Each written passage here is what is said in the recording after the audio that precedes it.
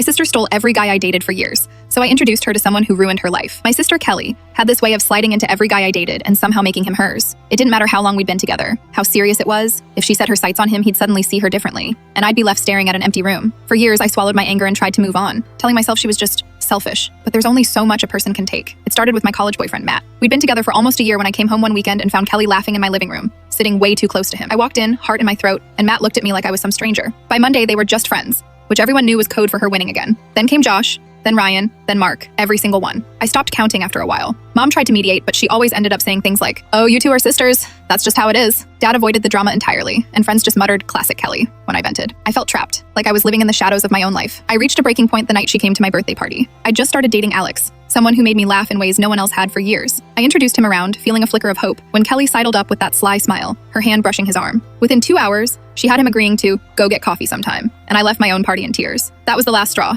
I decided if she was going to ruin herself chasing men like a predator, I'd just let karma take a very literal form. I called an old friend, Tyler, a guy with a reputation for being blunt, unfiltered, and, honestly, a little dangerous in his honesty. He owed me one from college days when I had bailed him out of a mess with the law. I didn't explain much, I just said, "Meet Kelly. She needs a reality check." Tyler grinned like he understood perfectly. The setup was simple. I invited Kelly to a casual dinner, pretending it was a friendly catch-up. She arrived in that confident way of hers, wearing the exact outfit she knew drove every guy crazy. I introduced her to Tyler as someone you'll love. From the moment they met, Tyler was calm, polite, almost too patient. Kelly tried her usual charms, flirty glances, soft laughs, leaning in a little too close, but Tyler didn't budge. Instead, he talked openly about his life in a way that was intense. Stories of messes he'd caused, people he'd hurt, and lessons learned the hard way. He described reckless decisions with zero shame, like he didn't care what anyone thought. Kelly's confidence faltered almost immediately. She tried to laugh, tried to flirt, tried to steer the conversation her way, but every move was met with Tyler's unshakable bluntness. He told her when she was being manipulative, called out the fake charm, and laughed, sometimes loudly, at how obvious her attempts were. By the end of the night, she was exhausted, frustrated, and, most importantly, aware. Tyler didn't yell or humiliate her. He just reflected her behavior back at her in full clarity. For once,